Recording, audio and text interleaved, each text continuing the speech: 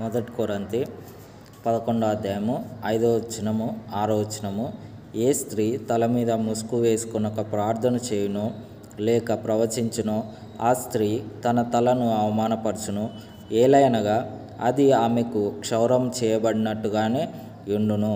స్త్రీ ముసుగు వేసుకొనని ఎడల ఆమె తల వెంట్రుకలు కత్తిరించుకొనవలెను. కత్తిరించుకొనుటయైనను క్షౌరం చేయించుకొనుటయైనను స్త్రీకి అవమానమైతే ఆమె ముసుగు వేసుకొనవలెను.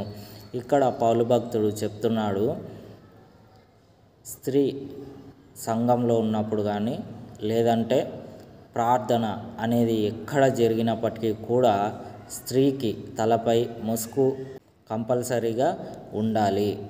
ఒకవేళ వేసుకోకపోతే గుండు కొట్టించుకోవాలి, లేకపోతే హెయిర్ అన్న కట్ చేసుకోవాలని పౌలు భక్తుడు ఇక్కడ చెప్తున్నాడు.